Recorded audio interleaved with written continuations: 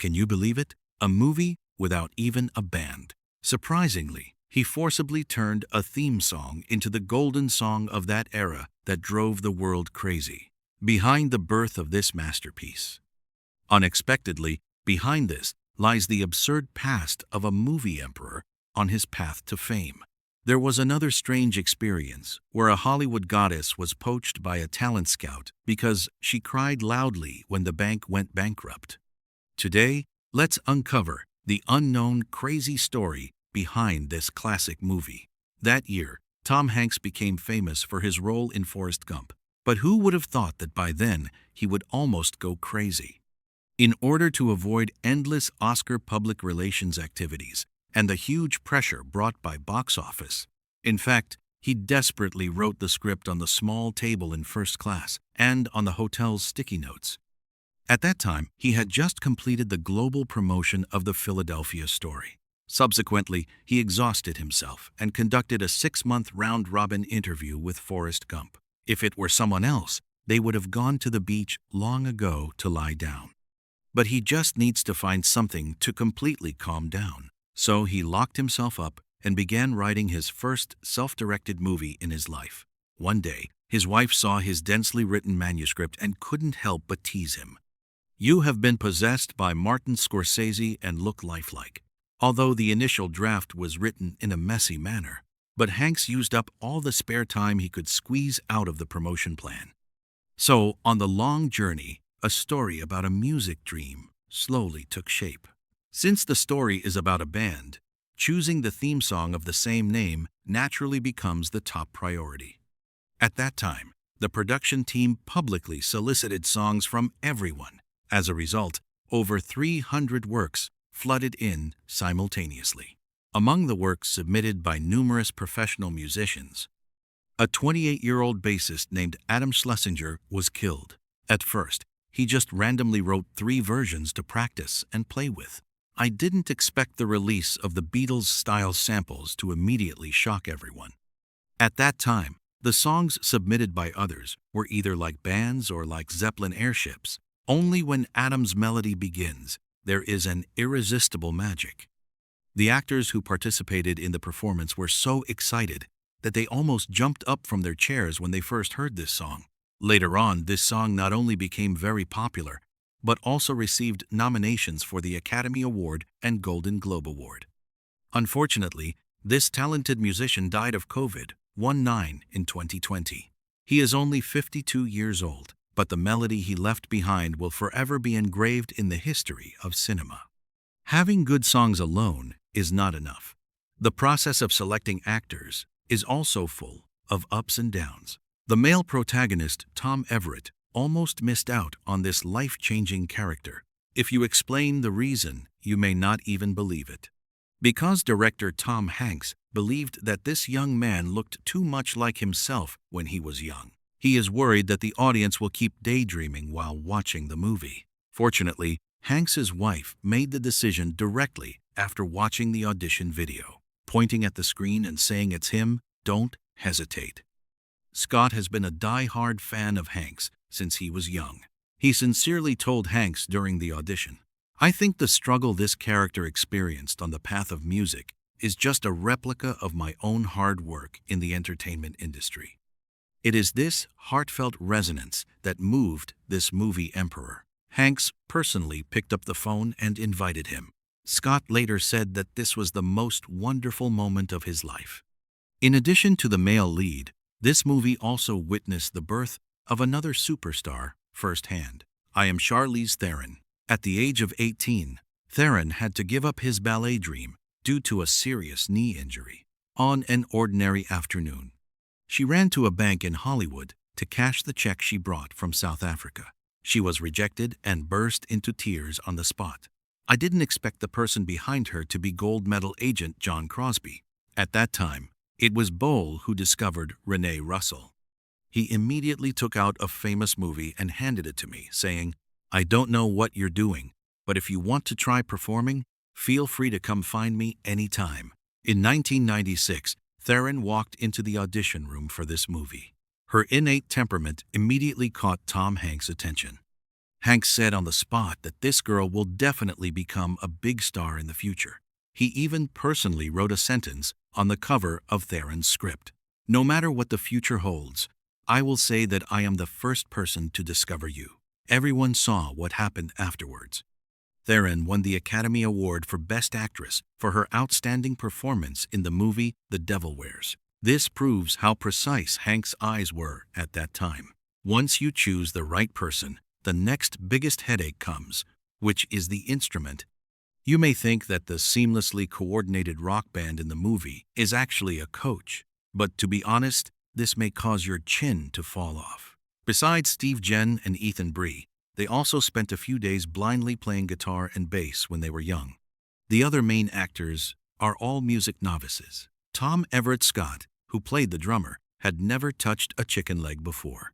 Guitar player Jonathan Skaki is even more exaggerated, unable to even master chords.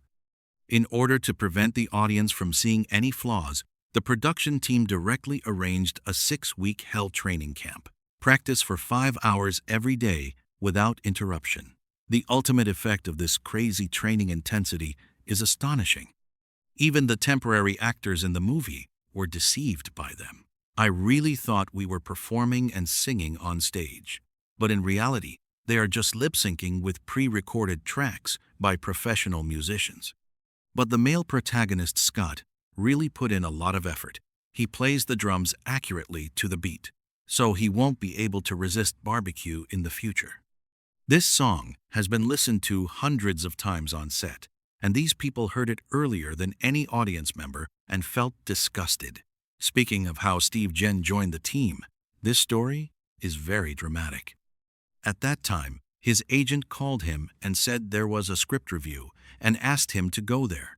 In order not to make him too nervous, he deliberately fabricated a fake screenwriter's name. Jane thought it was just an ordinary small project audition. So he dressed casually and walked past casually. As soon as I pushed open the door, I found Tom Hanks sitting on the sofa at his peak. He was very scared at the time, but he persisted and played tricks. His innate talent for comedy instantly conquered Hanks. Hanks later said that John gave everyone a comedy performance masterclass that day, almost made him laugh to tears. In fact, the casting director has already set his sights on John. Because I've seen him act with Ethan Hawke before, I knew this child was born to enjoy watching comedies. So, Jane took over Lenny's role in a chaotic way, completely unaware of it. If you carefully look at the names of those characters in the movie, you will find that Hanks buried countless Easter eggs inside. He hid his two favorite things, music and space, in the names of the characters he wrote about. For example, the name of the male protagonist, Jimmy Mattingly. In fact, this is a tribute to Apollo 13 astronaut Ken Mattingly. Due to possible exposure to rubella virus, this astronaut was temporarily replaced a few days before launch. But, ironically, he never fell ill in the end. The name Lenny Hayes in the band comes from Fred Hayes, the pilot of the Apollo 13 lunar module. Even Amos White, who Hanks himself guest starred in, hides some mysteries. This name is a tribute to Andy White, the drummer who replaced Ringo Starr when the Beatles recorded their first single. In addition, supporting role Garrison in movies and TV programs is also the name of a real astronaut.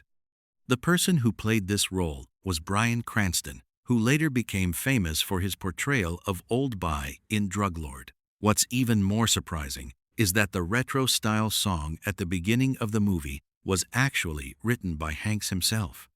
The song, titled Love You a Little, was placed under the name of a fictional choir in the ending credits. This is actually Hanks's imitation of the sweet and annoying radio music of the early 1960s, inspired by the popular light music masters Ray Conniff and Mickey Miller at the time. In that era, adult radio stations in Los Angeles played those soft and continuous tunes all day long. In addition to this song, Hanks also created a passionate jazz drum duel in the movie I Am Spartacus. This means that the person who just won the Academy Award for Best Actor for Forrest Gump 2 years ago, in my first directorial work, I not only served as a director, but also made guest appearances as a composer. The coolest thing is that he has never boasted about it in any interviews. Tom Hanks made bold and shrewd choices when preparing music for this movie. He directly gave up using the classic songs that truly belonged to the Beatles of that era. The reasons behind it are very practical. On the one hand, copyright fees are frighteningly expensive, and buying a few old songs may exhaust the entire budget. On the other hand, he has just completed the filming of the movie Forrest Gump, which is already filled with various classic songs from different eras. This time he wants to change the gameplay, so he decided to create every song that appeared in the movie from scratch. This creates a wonderful effect. This is clearly a nostalgic movie that tells a rock story from 1964, but every note and melody inside is newly written. This adventure ultimately won the bet. After the release of the movie soundtrack album, it soared to 21st place on the Billboard chart. In addition to music, those seemingly inconspicuous supporting roles also have a mysterious cross-destiny. At the Hollywood TV show venue, an actor only appeared for a few seconds and played Gasklerson, the second American astronaut to enter space. This person is Bryan Cranston, who was still playing tricks on various American TV shows at the time. At that time, his most popular role was a small supporting role in the sitcom Seinfeld. Although the role of this space official is pitifully limited, but Tom Hanks remembers his solid acting skills. Just 2 years later, when Hanks was preparing for the epic American TV series From Earth to the Moon, I immediately thought of him and invited him to play astronaut Buzz Aldrin. But even more coincidentally, it still leads.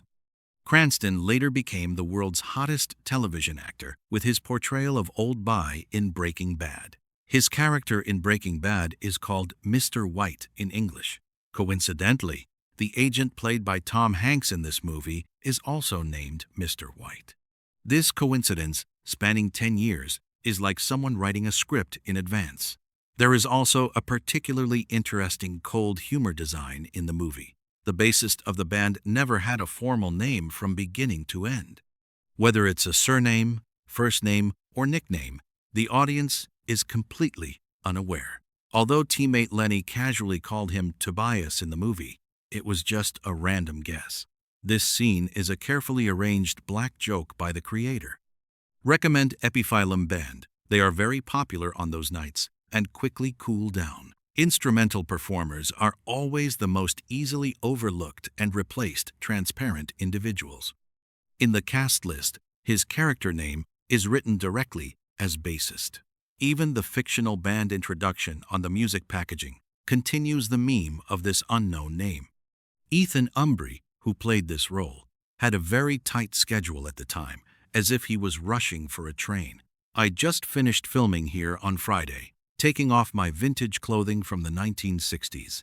On Sunday, I immediately jumped onto another comedy movie. Play the iconic role of the famous American figure Rast Griswold, from an invisible person in the band who doesn't even have a name. As soon as he turned around, he became the most familiar national teenager to American audiences. What people never thought of was the fictional record company Playful Records in the movie. Later, Tom Hanks truly began his real life. 2 years after the movie was released, in 1998, Hanks and his old partner producer Gary Gottsman discuss, why not register a fun record production company with the same name in real life? This brand that appeared on the screen later became very popular in Hollywood. They not only produced epic war dramas such as Brothers and the Pacific War, they also produced box office hits such as Polar Expresses and My Grand Greek Wedding. Even the globally popular American TV series Big Love and the soundtrack of The Mafia Family have their own designs behind them, a fictional name that originally only existed in the script. Therefore, it has become the behind-the-scenes force that truly changes the Hollywood landscape. Since this is his first time as a director, Hanks naturally needs to bring some personal benefits.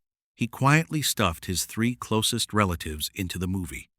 Colin Hanks, his 18-year-old son at the time, made his big screen debut in a movie play the role of a TV tour guide, responsible for leading the female lead played by Liv Taylor to the audience. If you look at the later extended versions, you can still see more of his scenes. Tom Hanks's ex-wife's daughter Elizabeth also showed her face. The girl in the clothing store looks very bored, wearing a skirt. Hanks's current wife Rita Wilson plays Margaret, a waitress at the Blue Dot Club. It was she who introduced the male lead to the legendary jazz musician Del Paxton in the play.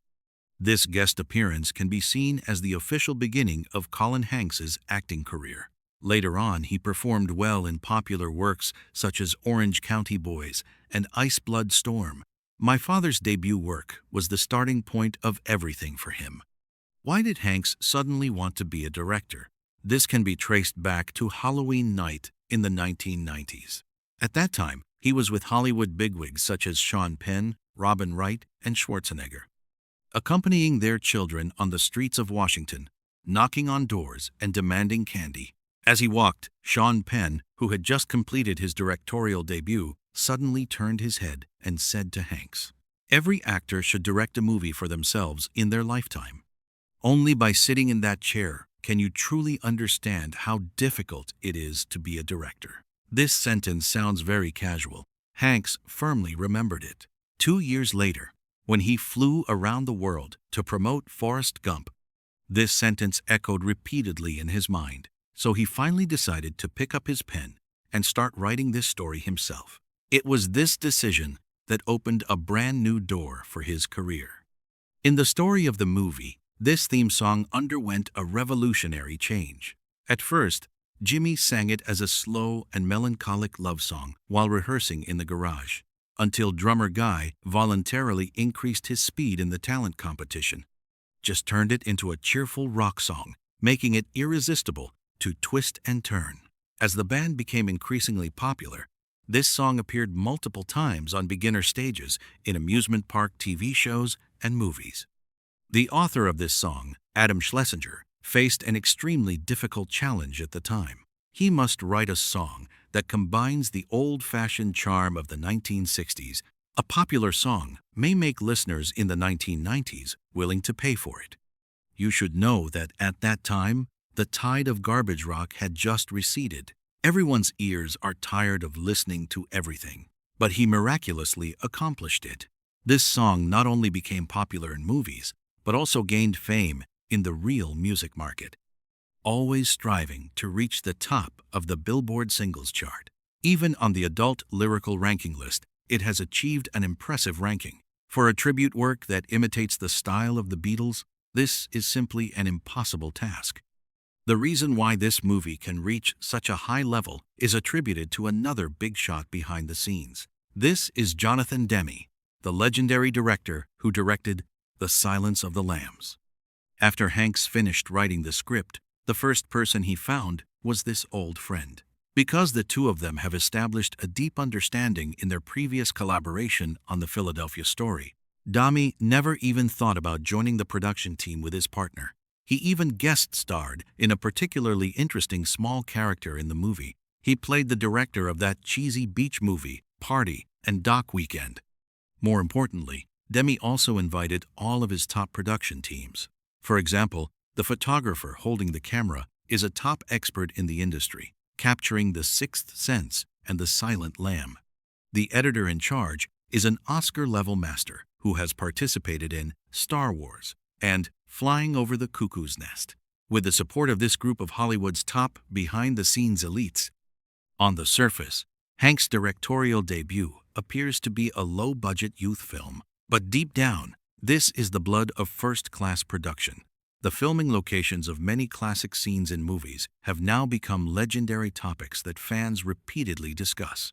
For example, the big hotel where the band became famous and starred in movies. In fact, it is the famous Embassy Hotel in Los Angeles. This place not only received countless celebrities, but also served as a historical site for the assassination of Kennedy. This hotel has been abandoned since its closure in 1989. In the mid-1990s, it became the most popular filming location for major Hollywood movies. In the movie, the main scenes of the band being surrounded by fans, arguing in the hallway, and eventually disbanding are all filmed here. Unfortunately, in 2005, this old building covered in historical traces was completely flattened. A community school named Kennedy was built on the original site. Besides the recording studio for the TV program in this hotel movie, in fact, this was a studio used to speculate on the price of high-rated TV game shows borrowed at the time. These two ancient landmarks in Los Angeles carry countless stories. One has disappeared forever. The other stood quietly there, watching the city change, day by day. The most embarrassing accident at the filming location. This must be attributed to Ethan Bunbury, who played the bassist. At that time, the crew kept a pet lizard named Salvador. During the filming process, this little guy suddenly fell ill and almost died. This overly enthusiastic young actor acted impulsively. Surprisingly, mouth-to-mouth artificial respiration was performed on lizards. Guess what? A few hours later, due to a bacterial infection, he contracted severe dysentery, pulling the whole person to the point of dehydration and collapse, making it difficult for them to stand firm. The staff had to cover the floor with cardboard from his rest car to the bathroom. Always prevent him from causing trouble. The most fatal thing is that he is still wearing the red leggings from the movie. Therefore, valuable clothing is directly scrapped. Colin Atwood, a master who later won the Academy Award for Best Costume Design 4 times. I can only pat his shoulder and comfort him. Don't worry, you're definitely not the first person in Hollywood history to get your clothes dirty. In 2007, Tom Hanks released an unedited version of this movie, revealed a secret that had been hidden for a whole 11 years to all movie fans.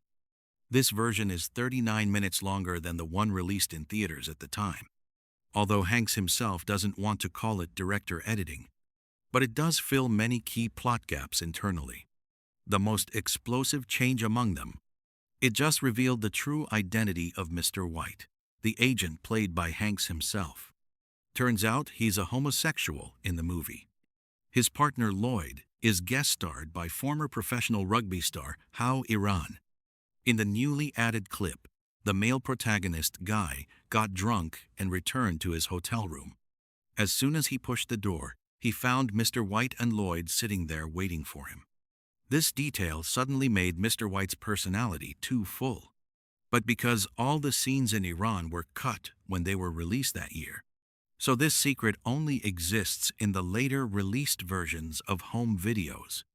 Even more surprising is that Hanks did not do any promotion when releasing this version. This shocking reversal was like an urban legend for a long time. Only the most loyal fans know the existence of such a hidden Easter egg. Although this movie is hailed as an unshakable classic today, but when it was released, the box office was a disaster. The production team has extremely high expectations for this. As a result, North America only received a pitiful $25.8 million. Even worse overseas, only $8.7 million. The global total is only around $34.6 million. Compared to its production lineup, this number is a joke. At that time, industry analysis pointed out that the problem was that the audience only wanted to see Tom Hanks's performance on the screen. No one wants to see him hiding behind the camera directing others. After the movie was released, it quickly sank and was about to be completely buried in the dust of history. But fate played a big joke on this movie in the late 1990s. At that time, the music channel VH1 made a crazy decision. They played this movie continuously for 24 hours without interruption.